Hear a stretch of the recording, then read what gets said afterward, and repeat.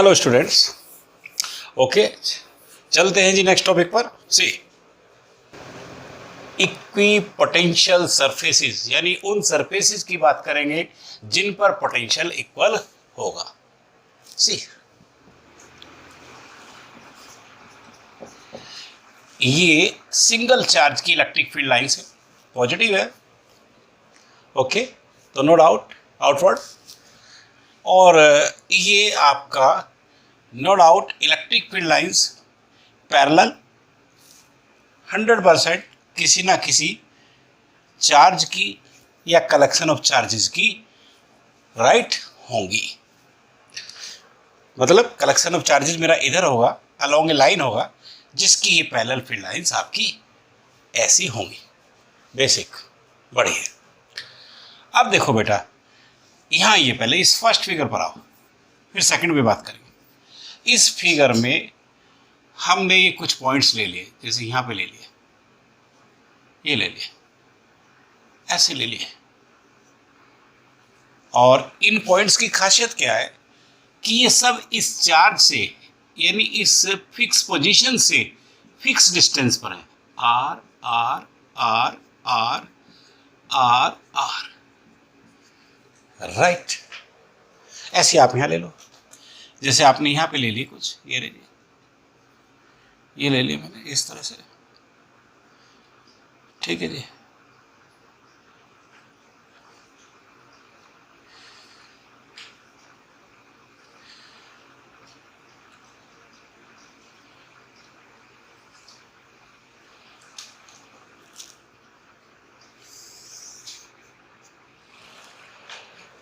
Okay, अब देखो यहां थोड़ा डाउट लग रहा होगा कि यहां हम फिक्स पोजीशन कहां से लेंगे, उस चार्ज या चार्जेस कलेक्शन से।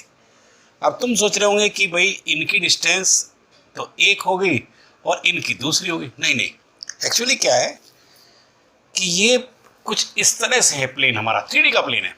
तो 3D में ये पॉइंट्स कुछ इस तरह से हैं, इस तरह से, ये रहे, देखिए इस तरह से, ये समझ लीजिए, राइट। ये वो पॉइंट है, ये रहे वो पॉइंट। और जब इस तरह से मैंने प्लेन कर दिया, ऐसी फील्ड लाइंस निकल ली, तो पॉइंट्स मेरे सी ये रहे, तो नो डाउट उससे ये सब इक्वल पोजीशंस पर ही होंगे। बढ़िया आगे। अब देखिए, अब इन सभी पॉइंट्स का आपने लोकस ड्रॉन किया, ये रही लोकस, एक पाथ है। इन सभी पॉइंट का लाइक दिस आपने लोकस ड्रॉन कर दिया, यहां पे भी कर दिया, ये रही इस तरह से। इन सभी पॉइंट्स का हमने इस तरह से ऐसे ऐसे लोकस ड्रॉन कर दिया। ये मेरे पॉइंट्स हैं, राइट जी, ठीक है, clear. Locus that is geometrically path. Okay, बस जी। अब ध्यान दो जरा, पोटेंशियल का मेरे पास रिलेशन ये है जी, के क्यू डिवाइड बाई आर। के मेरा कांस्टेंट है, क्यू मैंने पर्टिकुलर ले लिया, वो इस फिगर के लिए भी और इसके लिए भी नो डाउट कांस्टेंट बात। अब सवाल आर का है, तो अब देखिए यहां मेरी ये आर पोजीशन सेम है। इसका मतलब क्या है कि मैं उन पॉइंट्स को लेकर लोकस ड्रॉन कर रहा हूं जिनकी इस चार्ज से पोजीशन सेम है, तो पोटेंशियल सेम है। ऐसे यहां पर भी मैंने ड्रॉन किया, ये फिर कांस्टेंट और ये भी सेम है, तो इसका मतलब आपने लोकस वहां से ड्रॉन किया है, राइट, जिनकी पोजीशंस सेम है। इसका मतलब क्या हो गया जी, यू सी कि उन पर पोटेंशियल सेम है। तो ये जो सरफेस हमारे सामने निकल के आई, ये वाली, ठीक है जी, ये वो है जिस पर पोटेंशियल सेम है, जिसके एवरी पॉइंट पर पोटेंशियल सेम है, यानी दैट वन इज इक्वी potential surface. That one is equipotential surface. Right, definition आ गई। Locus of all points having same potential is said to be equipotential surface। थोड़ा सा और आगे बढ़ते हैं। अब इक्विपोटेंशियल सरफेस देखिए कहाँ ड्रॉन की, फील्ड में की है। तो फील्ड में हम कितनी ड्रॉन कर सकते हैं, इनफिनिटी, कितनी भी कर सकते हैं। तो ये लो, अगर मुझे दूसरी करनी है तो मैंने दूसरी भी कर दी, ये रही जी, ठीक है। लेकिन कंडीशन सेम। अब अगर दूसरी की मैं बात करूं, पहली की अगर मेरी बात थी तो पहली में मेरी पोजीशन ये थी आर, दूसरी की अगर मैं बात कर रहा हूं तो अब मेरी पोजीशन क्या है जी, R dash, R dash, R dash, R dash, R dash, R dash, फिर सेम, फिर पोटेंशियल सेम। ओके, तो ये ध्यान रखना है कि हम कितनी भी इक्विपोटेंशियल सरफेसेस ड्रॉन कर सकते हैं, but the thing which is important वो हमारी क्या है कि कंडीशन सेम होनी चाहिए, राइट। उन सभी पॉइंट्स की जिनका लॉकस ड्रॉन कर रहे हैं, ठीक है जी, उसकी फिक्स पॉइंट से एज वेल एज चार्ज से पोजीशन सेम होनी चाहिए, राइट। बस बात खत्म। तो जैसे यहाँ आर लिया, यहाँ आर डैश है, ठीक है। इसका मतलब ये आप कितनी भी इक्विपोटेंशियल सरफेस ड्रॉन कर सकते हैं, बशर्ते कंडीशन सेम, सेम पोजीशन होनी चाहिए। ऐसे आप यहाँ पे ड्रॉन कर लो, ये दिस वन,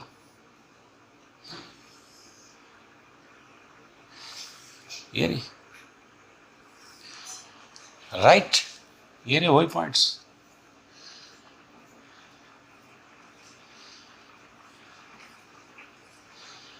फिर कोई कंट्राडिक्शन नहीं होना चाहिए, ये ना लगे कि ये दूर है, नो।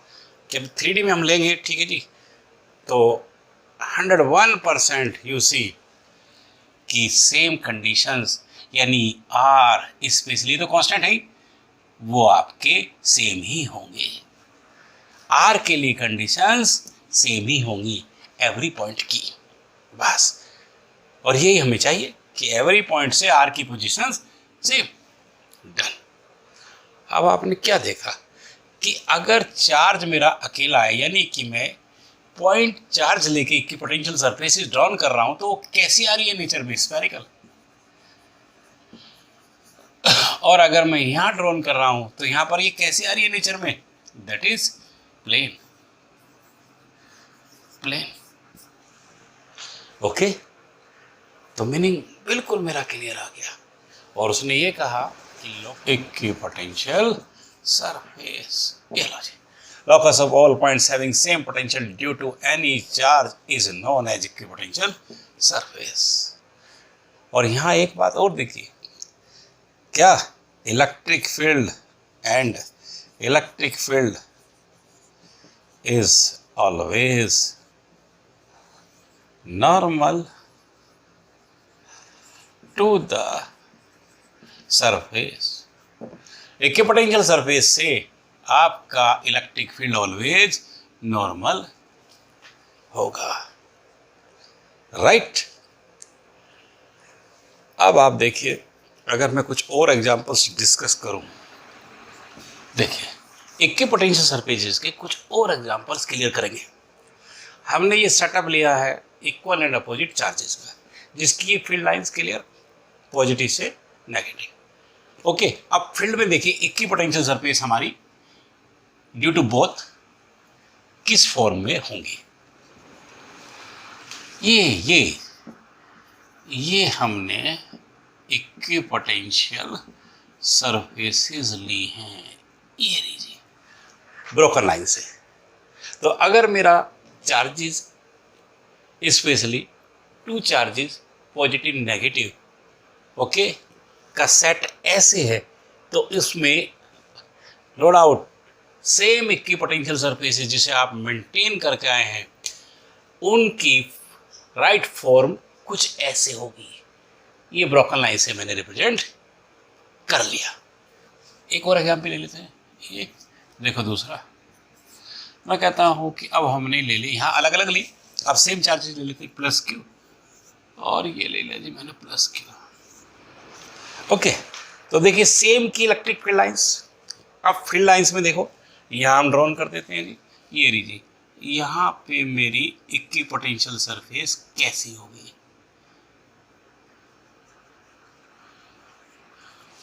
राइट, ये लीजिए आपकी, ओके, ये ब्रोकन लाइन वाली, दिस वन, ये आपकी, ये ब्रोकन लाइन वाली, this one, right, that is equi potential surface, right. इसका मतलब ये है कि अगर चार्जेस अलग अलग है तो यहां मैं देखता हूं कि क्लोजली पैकिंग हो रही है इनके अंदर, इनसाइड रीजन में, और आउटसाइड में वाइडली, या उल्टा हो रहा है, या इनसाइड में वाइडली है और आउटसाइड में क्लोजली। ठीक ऐसे ही आपका नेगेटिव के साथ होगा। तो इसका मतलब 100% ये मीनिंग मेरे पास आ गया। अब मोर ओवर इसकी सर्टेन प्रॉपर्टीज हैं, सर्टेन प्रॉपर्टीज। चलो जी, एक एक करके मेंटेन कर लेते हैं। सी, बेसिकली तुमने महसूस किया होगा कि फील्ड के अंदर ये भी, ठीक है, इक्वल पोटेंशियल वाली, ठीक है जी। जैसे कि फील्ड लाइंस थी वहाँ पर, वहाँ क्या था कि सेम डायरेक्शन की फील्ड वाली, ओके सॉरी, सेम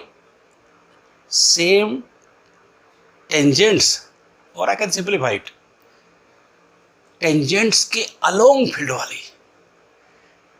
मतलब बेसिकली फील्ड लाइंस के अंदर जो एक सिमेट्री थी, ठीक है, ऐसे यहां पर आपको, ठीक है जी, कि सेम पोटेंशियल वाली, राइट।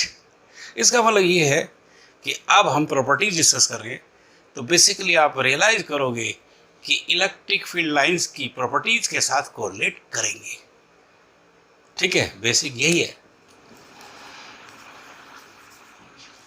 ठीक है। ऐसे ही वहां पे था कि कोई 2 और more than 2 field lines intersect नहीं करेंगे।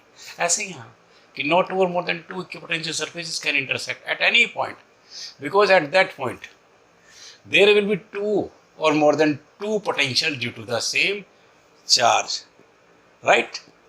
इसका मतलब क्या हो गया कि ये प्रॉपर्टी बिल्कुल एग्जैक्टली कोइंसाइड कर गई। इंटरसेक्शन वहाँ भी नहीं था, क्योंकि उस पॉइंट पर 2 और मोर देन 2 फील्ड्स होते हैं, फील्ड्स की डायरेक्शंस होती है। यहाँ वही है कि 2 और मोर देन 2 पोटेंशियल्स होते हैं due to the same charge. This is not possible. Second,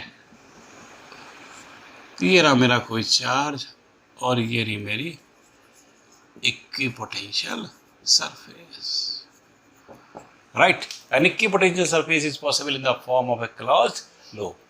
ये क्लोज लूप में पॉसिबल है, लेकिन फील्ड लाइंस क्लोज लूप में पॉसिबल नहीं होती, यहाँ अपोजिट। थर्ड, ये भी वही है कि closely field lines strong electric field है, या closely you place see packed equipotential surfaces, ये स्ट्रॉन्ग पोटेंशियल है।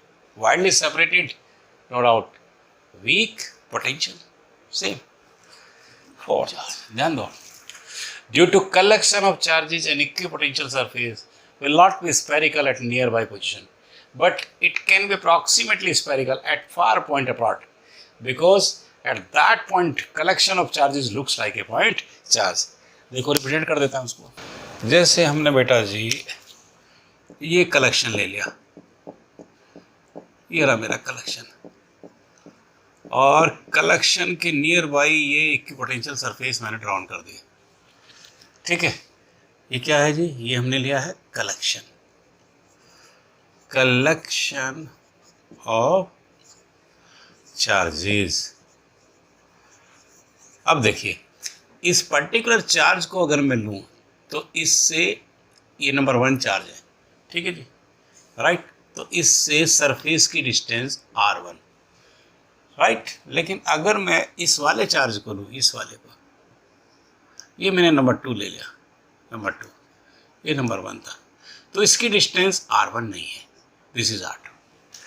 अब ध्यान दीजिए कि डिफरेंट चार्ज की इक्विपोटेंशियल सरफेस से, क्योंकि पोजीशन डिफरेंट आ रही है, और आपको पता है पोटेंशियल k/r, राइट। अगर r आपका सेम है, पोटेंशियल तभी तो सेम होगा, इक्विपोटेंशियल सरफेस तभी तो फॉर्म होगी, और यहाँ ये सेम नहीं है, तो इसका मतलब क्या है कि इक्विपोटेंशियल सरफेस आपकी फॉर्म नहीं होगी, राइट। और वो भी ध्यान दीजिए अगर डिस्टेंस सेम होती, ये कलेक्शन आपने कैसे कहा लाइक ए पॉइंट चार्ज, तो पॉइंट चार्ज से हम स्फेरिकल ड्रॉन करके आए ना, राइट, तो स्फेरिकल नहीं होगी। नियर बाई पॉइंट पर क्योंकि पोजीशन अलग अलग है, ओके, तो ये स्फेरिकल नहीं होगी। लेकिन एक अप्रॉक्सीमेशन अडॉप्ट किया है यहाँ पे कि अगर हम फार पॉइंट अपार्ट इसको ड्रॉन करें, थोड़ा दूर करें, दूर, तो दूर पर क्या होगा जी, दूर पॉइंट पर ये आपकी अप्रॉक्सीमेटली स्फेरिकल होगी, स्फेरिकल इक्विपोटेंशियल सरफेस होगी, राइट। क्यों? क्योंकि दूर पॉइंट से कलेक्शन कैसा होगा, looks like a point charge, एक नेट इन्फ्लुएंस होगा और उस नेट से ये approximately spherical and we can say spherical होगी। तो ये सर्टेन प्रॉपर्टीज में आपने मेंटेन कर ली। ये topic equipotential surface is done. Next देखिए, इस इलेक्ट्रोस्टैटिक्स का जो मतलब हम ले रहे हैं यहाँ पे, वो इलेक्ट्रिक फील्ड ले रहे हैं, यानी इलेक्ट्रिक फील्ड में कंडक्टर रखा है, ठीक है जी, तो व्हाट हैपन्स विद इट, ये हमें डिस्कस करना होगा। कंडक्टर को फील्ड में रखे तो क्या गुजरेगी, ये हमारा मोटो है, ऑलराइट। देखो ध्यान दो, ये मैंने एक कंडक्टर ले लिया जी, ये रहा आपका,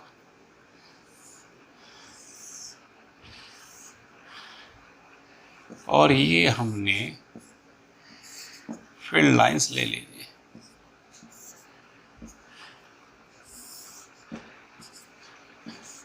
ये पैरेलल हैं, यूनिफॉर्म इलेक्ट्रिक फील्ड को रिप्रेजेंट कर रही हैं, और इसमें ये कंडक्टर रखा है। और देखिए कंडक्टर का बेसिक हमारे पास है, कंडक्टर क्या है, और साथ में ये भी है कि इसके अंदर no doubt free charges as well as free electrons होंगे अगर इसे किसी एक्सटर्नल फील्ड में हम रखते हैं तो। चलिए जी, आप देख लीजिए उन्हीं फ्री चार्जेस जो इसके अंदर हैं, ये रे वो, ये रे, दैट्स इलेक्ट्रॉन, ये रे। इलेक्ट्रॉन को ऐसे बनाते हैं हम, इलेक्ट्रॉन, इलेक्ट्रॉन का सिंबल ये सर्किल बनाइए और ये लाइन शो कीजिए, ये रही, ऐसे लगे। चलिए ये रही जी फ्री इलेक्ट्रॉन्स, ओके। बस अब इन्हीं के बिहाफ पर, ओके, कंडक्टर के साथ क्या गुजरेगी इस फील्ड में, ये हमारा मोटो है, simple, you know, E F by Q. भाई क्यू चार्ज अगर मैं फील्ड में रखूं तो फोर्स लगेगी, पक्का लगेगी, दिस इज क्यू, राइट। अरे इलेक्ट्रॉन क्या है, इलेक्ट्रॉन, इलेक्ट्रॉन एक चार्ज ही तो है।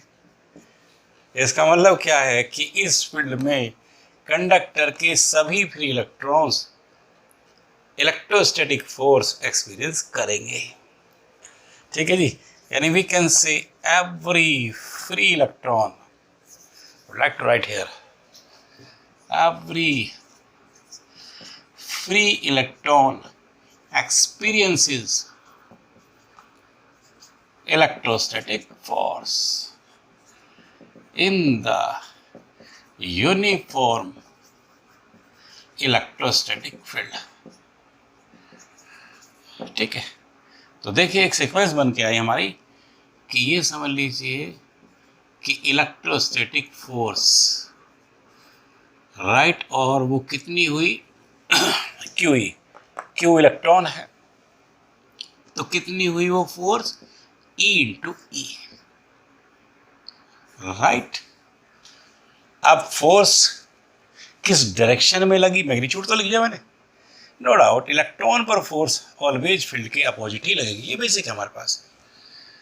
यानी ये जो फोर्स लगी इन अपोजिट डायरेक्शन लगी, राइट। अब क्या होगा जी, इसका मतलब क्या हो गया कि फोर्स अगर लग रही है तो motion as well as acceleration होगा, यानी इलेक्ट्रॉन्स एक्सेलरेट करेंगे, एक्सेलरेशन होगा उनमें, एक्सेलरेशन होगा, राइट, और वो भी इन अपोजिट डायरेक्शन होगा या in the direction of force होगा, राइट। फोर्स जिधर लगेगी इलेक्ट्रॉन उधर मूव करेगा, यानी ऐसे मूव करेगा। अब देखो जिधर मूव कराना उस तरफ एरो लगा दो, ये ना जी एरो लगा दिया, ये लग गया जी, ये लग गया, ये लग गया। ओके, अब ये एक्सेलरेट करके कहाँ जाएंगे? नो डाउट इस सरफेस पे एक्यूमुलेट हो जाएंगे, यानी इनका एक्यूमुलेशन हो गया। Accumulation on the opposite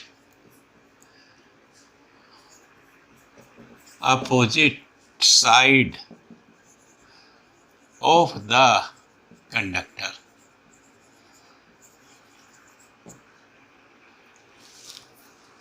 right जी, एक्यूमुलेशन हो गया, ठीक है। Right, accumulation on the opposite side of the conductor, यानी यहाँ इलेक्ट्रॉन एक्यूमुलेट कर जाएगा, ये एक्यूमुलेट कर गया, ये एक्यूमुलेट कर गया।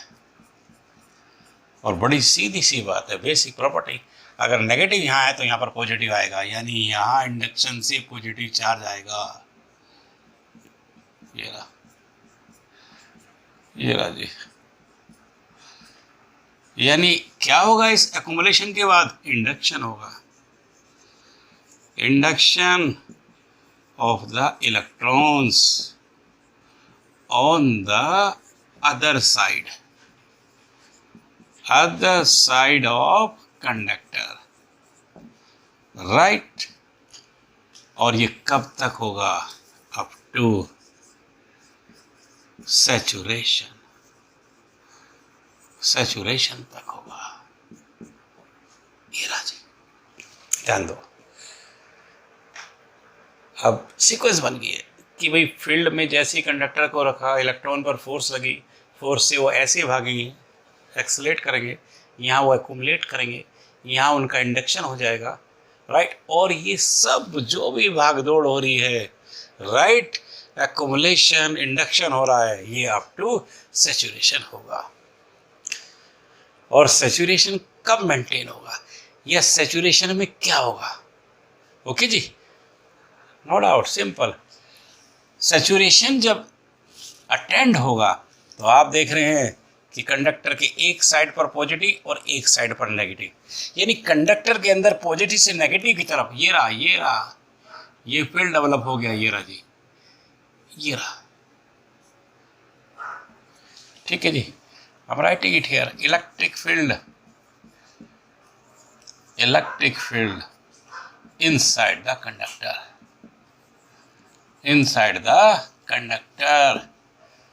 और देखिए फील्ड की खास बात, चलिए मैं इसको ले रहा हूँ, इस फील्ड को नोटेशन यूसी, इसको चलिए हमने ई नोट से ले लिया, ये ई नोट लगा देता हूँ, इसको ले रहा हूँ मैं ई डैश से। ठीक है जी, तो ये ई डैश फील्ड डेवलप हो गया।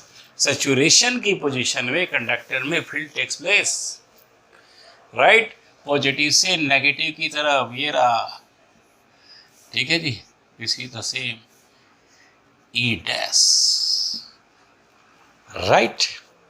और खासियत क्या है इसकी, देखिए कि ई डैश इक्वल होगा किसके? इसके, क्योंकि ये मैनी इलेक्ट्रॉन से ये तब तक सैचुरेट कर ही नहीं पाएंगे जब तक कि फील्ड बैलेंस ना हो जाए, फोर्स बैलेंस ना कर जाए। इसका मतलब इक्वल होगा इसके अप्लाइड के, और डायरेक्शन तो पहले से पता है। ठीक है जी, इस अप्लाइड के अपोजिट है। ठीक है जी, अपोजिट को मैंने नेगेटिव से ले लिया।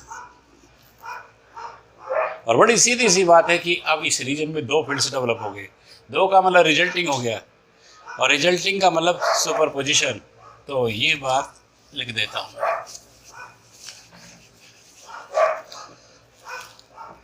And therefore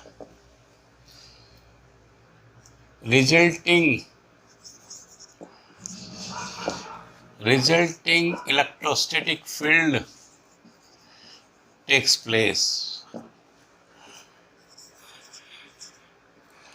inside the conductor.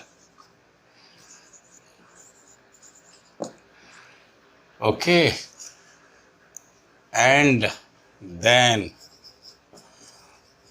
Due to, चलो जी, ये P R for principle of, S U P for superposition हमने लगा दिया है, और वो ये कहेगा कि जो नेट फील्ड है, राइट, जैसे हम लिखेंगे दो हैं F1 प्लस F2, इसका मतलब क्या हो गया कि दिस इज F0 है और दूसरा मेरा F डैश है, और F डैश और ये इक्वल अपोजिट हैं, मतलब F0 minus F0 and that is 0।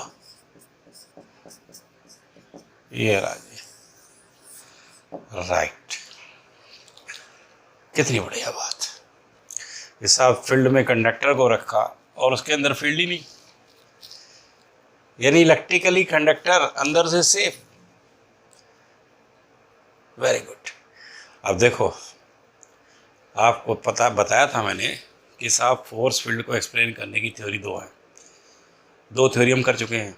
हम कूलम से भी एक्सप्लेन कर चुके हैं, ठीक है जी, और गॉस से भी कर चुके हैं। ये जितना डिस्कशन है कूलम का है, नो डाउट इसी को हम मोर ओवर गॉस से भी एक्सप्लेन करेंगे। सी यानी more over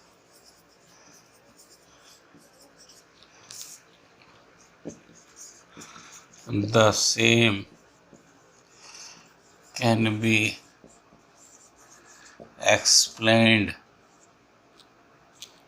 by Gauss theorem।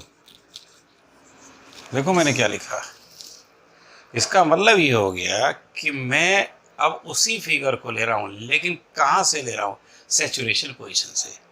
Saturation में दोनों तरफ चार्जेस आ गए हैं, मतलब अगर गॉस थ्योरम से अकेले कोई डिस्कस कराए तो सैचुरेशन तक, यानी ये फिगर भी मुझे बनाना पड़ेगा, सैचुरेशन तक एज इट इज लिखूंगा मैं, और फिर इससे आगे यहाँ बढ़ूंगा। लेकिन अगर कंबाइंड दोनों थ्योरी देनी है तो फिर हम एकदम डायरेक्ट यहाँ जाएंगे और लिख देंगे सैचुरेशन। ठीक है जी, सैचुरेशन से ही हमारी गॉस थ्योरम अप्लाई होगी। ये रही माइनस माइनस माइनस,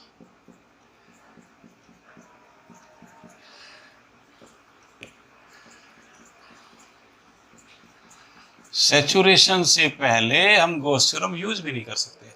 चार्जेस अब आए हैं भाई, और गॉस थ्योरम चार्जेस के फ्लक्स से ही तो कंसर्न नहीं है। चलिए करते हैं जी, क्योंकि इनसाइड जीरो किया है। ओके, तो गॉस थ्योरम से देखते हैं इनसाइड यहाँ क्या होगा। इनसाइड कहीं भी मैंने ये पॉइंट ले लिया, ये रहा पॉइंट पी, और जहां हम लेते हैं उसके थ्रू हम गॉसियन सरफेस कंस्ट्रक्ट कर लेंगे। उसकी शेप कैसी भी हो सकती है, ये उस चार्ज बॉडी के ऊपर डिपेंड करेगा। ठीक है जी, ये आपने गॉसियन सरफेस ली है, राइट। और हमने एक बात बताई थी कि इस गॉस थ्योरम में स्टेप्स 4 होते हैं, लेकिन हमेशा चारों की जरूरत नहीं पड़ती। कई बार कंप्लीट गॉसियन सरफेस बनाओ और फिर एक रिजल्टिंग स्टेप यूज करो, रिजल्ट लो। We are doing here the same, ध्यान देना सर। ये लीजिए, ड्यू टू आउटसाइड चार्ज, सारा चार्ज गॉसियन सरफेस के बाहर है, या मैंने कहा नेट चार्ज। अब सारे में क्या प्लस माइनस है, नेट क्या जीरो ही तो है। ठीक है जी, अब चार्ज बाहर है तो कोई फ्लक्स नहीं होगा, और चार्ज जीरो है तो कोई फ्लक्स नहीं होगा, राइट।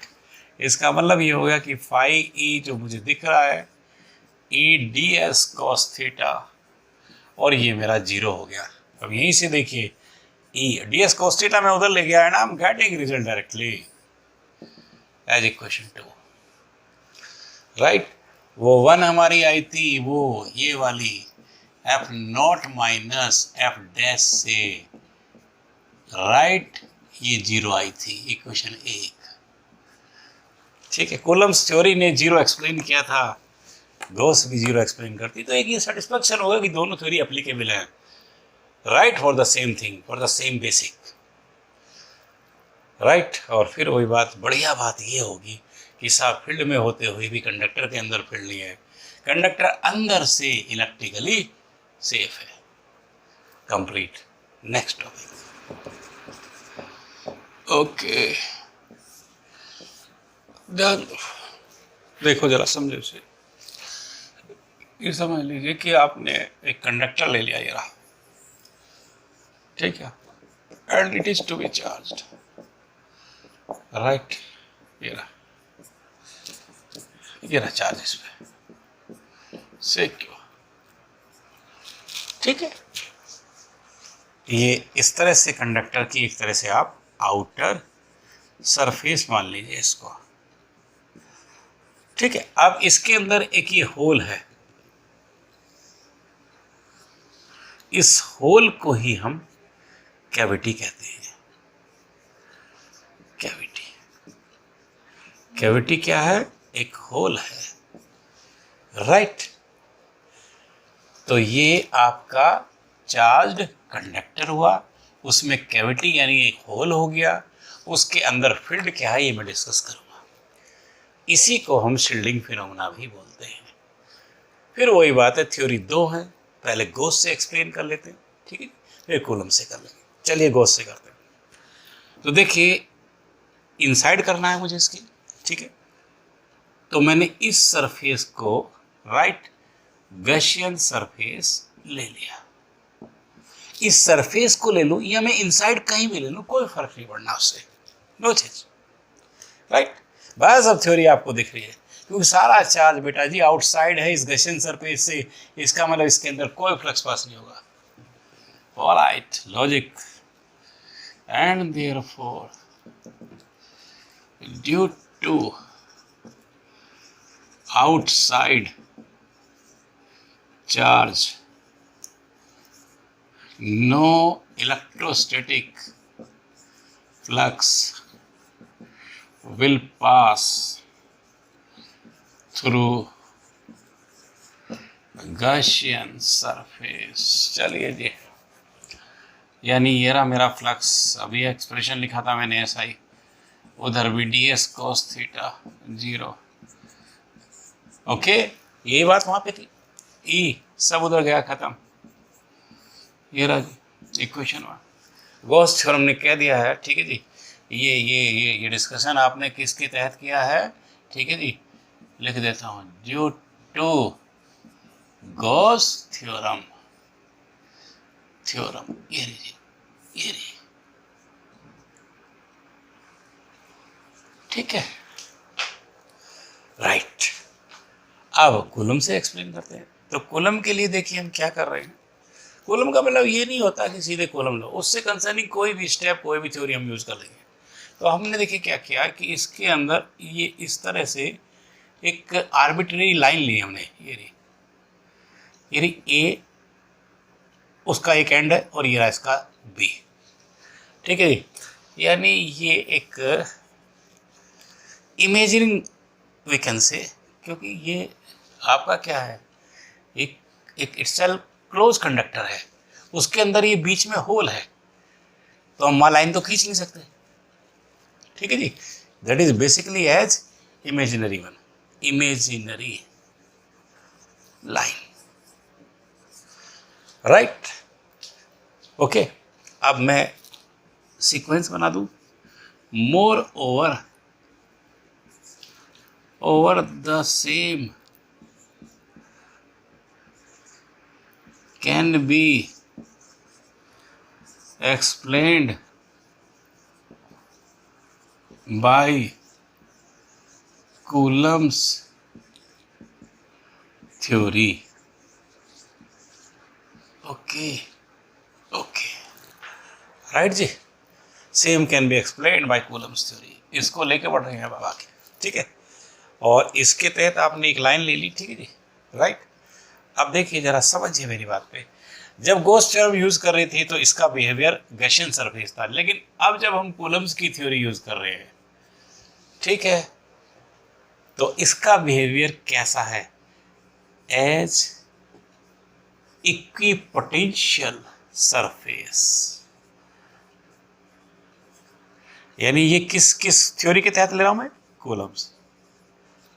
Coulomb's law. और ये किसके तहत लिया था हमने, गॉस थ्योरम, यानी ये मेरी गॉसियन सरफेस थी और इसको हमने लिया था गॉस थ्योरम, ठीक है, ये राजी। तो गोस थ्योरम में एक क्वेश्चन सरफेस थी कैविटी की, ठीक है जी। ये सरफेस जो है आउटर वन, यहाँ अब कॉलम में हमने इक्विपोटेंशियल सरफेस इसे मेंटेन, इक्विपोटेंशियल सरफेस है, अंडरस्टूड, एग्रीड। क्यों, ध्यान दीजिए कि ये एक स्फेरिकल शेल जैसा केस है, और शेल के अंदर आप कर कहेंगे पोटेंशियल जो है, ठीक है, वो आपका कांस्टेंट है, राइट, ओके।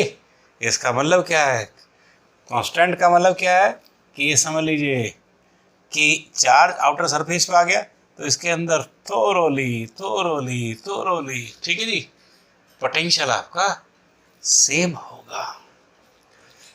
ओके, फिर रिपीट कर देता हूं क्योंकि ये लॉजिक मेरे पास है।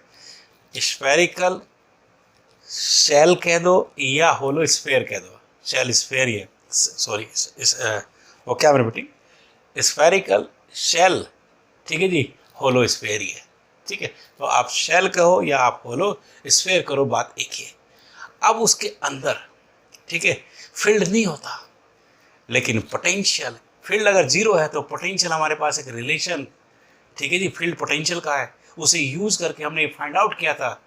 फील्ड अगर जीरो है तो पोटेंशियल कांस्टेंट होगा, यानी उसके अंदर पोटेंशियल सेम होगा। सेम होगा इसका मतलब क्या है, अब उस सेम में मैंने एक सरफेस खींची है तो पोटेंशियल सेम होगा, इसका मतलब वो इक्विपोटेंशियल सरफेस होगी, राइट। ये समझ लीजिए कि ये ऊपर लिख देता हूं, due to constant potential, due to constant potential, ठीक है जी, inside the cavity, inside it कह देता हूं मैं, बात ही खत्म। Due to constant potential inside it, ये इक्विपोटेंशियल सरफेस है। चलिए जी, अब बढ़ते हैं हम। अब इस सरफेस में मैंने एक लाइन ली है, ठीक है जी, और अब वो ही जाना पहचाना फील्ड और पोटेंशियल का रिलेशन यूज करूंगा और मुझे रिजल्ट मिल जाएगा। देखो कैसे, and therefore using line integral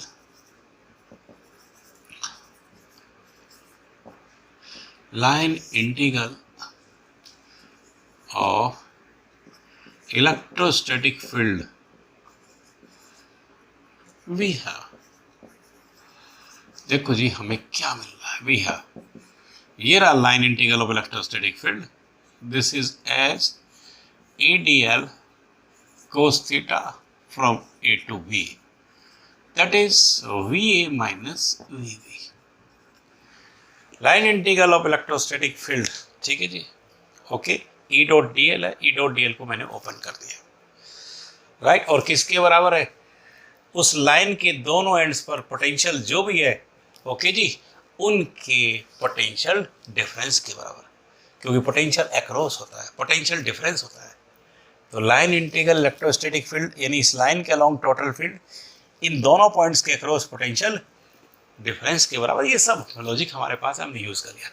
but अब देखो बड़ी बढ़िया बात क्या है कि वेयर VA मेरा VB है, और अगर ये दोनों potential being equipotential surface, okay, तो इसका मतलब क्या हो गया, अगर ऐसा है, लिख देता हूं यहां, फिर लिख देता हूं, due to equipotential surface, right, इसलिए इक्वल है तो दिस बिकम्स जीरो, यानी E मैंने बाहर ले लिया, integration DL cos theta A to B, और मुझे जीरो मिल गया। चलो जी, जीरो मिल गया तो मेरा E जीरो हो गया, ये लो इक्वेशन 2। देखो बेस, देखो गोस हो या कूलम हो, but we are getting same results, okay. और रिजल्ट क्लियर हो गया कि कैविटी के अंदर कोई फील्ड नहीं होता, इलेक्ट्रिक फील्ड खत्म, वैनिसेस। इस फिनोमेना को हम शील्डिंग फिनोमेना बोलते हैं, शील्डिंग। देखो एक एग्जांपल मैंने याद दिलाया, ठीक है, ये मैंने फील्ड लिख दिया, कंक्लूजन लिख दिया, इलेक्ट्रिक फील्ड वैनिस करता है इनसाइड द कैविटी, इसी को हम शील्डिंग फिनोमेना बोलते हैं। और बड़ा प्रैक्टिकल एग्जांपल है, कि साहब रेनी डेज में बिजली गिरती है, थंडर इज ड्रॉन, ठीक है। ऐसे में अगर मैंने लिखा during thunder we should sit inside the car, ऐसे में अगर हम कार के अंदर बैठ जाएं, ठीक है जी, तो हम सेफ हैं, क्योंकि कार का जो अंदर का पोर्शन है वो आपका क्या कैविटी है, ठीक है, राइट, इट इज नथिंग, ये प्लीज एम्प्टी स्पेस है। और अब अगर थंडर फॉल होती है कार पे तो कार की बॉडी, ठीक है जी, इस पे चार्ज क्रिएट हो जाएगा, ओके, लेकिन उससे कोई फ्लक्स पास होगा नहीं, राइट, कोई फील्ड कार के अंदर नहीं होगा।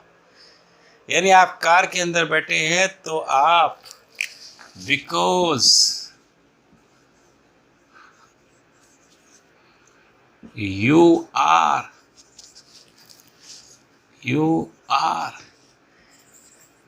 electrically safe. सेफ्टी है आपकी, आपका कुछ नहीं बिगड़ेगा, आराम से बैठे रहिए, ठीक है जी। वो चार्ज न्यूट्रलाइज हो जाएगा बाय अदर वे और बाय डिफरेंट वे, ठीक है जी, and you can come out, no problem. तो इसके साथ ये एक बेसिक सा इंटरेस्टिंग सा टॉपिक, ठीक है जी, पैरेलल सा, पहले वाले की तरह से, ठीक है, शील्डिंग फिनोमेना आपने कंप्लीट कर लिया, ठीक है जी। And now I have come to the next one, and that one इस चैप्टर का वो क्वेश्चन जो CBSE में भी, ठीक है जी, कंपटीशन में भी, राइट, जेई में भी, नीट में भी, हर कंपटीशन में क्वेश्चन देता हो, ठीक है जी, कैपेसिटर। अब हम इस टॉपिक पे आ गए, बट कैपेसिटर का डिस्कशन आज नहीं होगा, ठीक है, कैपेसिटर नेक्स्ट हम पे डिस्कस करेंगे। Now I am going to close. आप सब्सक्राइब करिए, लाइक करिए, एंजॉय करिए फिजिक्स को। Thank you.